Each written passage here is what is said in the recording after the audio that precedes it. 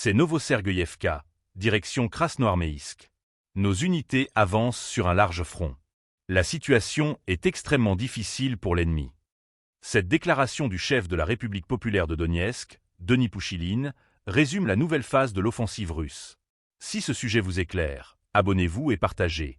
Chaque geste aide à décrypter la guerre en cours. Krasnoarméïsk est devenu l'épicentre de cette avancée. Située à environ 66 km au nord-ouest de Donetsk, cette ville représente le principal centre de transport des forces ukrainiennes dans la région du Donbass. L'enjeu est stratégique. Sa libération permettrait aux troupes russes de progresser jusqu'aux frontières occidentales de la RPD et de poursuivre leur pression militaire en direction de Zaporojié. L'opération menée depuis plusieurs jours ne se limite pas à un seul axe. Selon les déclarations officielles, des combats ont également lieu autour de Chazovyar, ainsi que dans les environs de Stupochki. La ville de Chazovyar, déjà connue pour sa position défensive renforcée, est presque attenante à Artemovsk. Séparée en deux par le canal Seversky Donets-Donbass, elle constitue une ligne de front disputée. Sa prise permettrait aux forces russes de se projeter rapidement sur Slaviansk et Kramatorsk, deux pôles urbains majeurs dans le dispositif militaire ukrainien.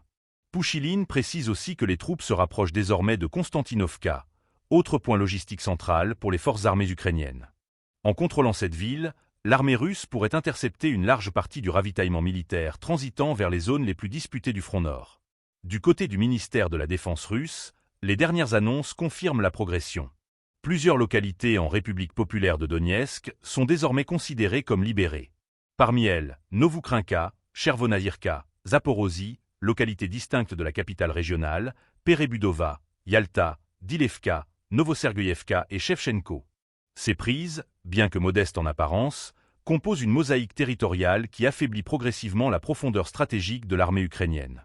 L'avancée simultanée sur plusieurs axes suggère une opération coordonnée, pensée pour fragmenter les lignes ukrainiennes et ouvrir plusieurs brèches logistiques.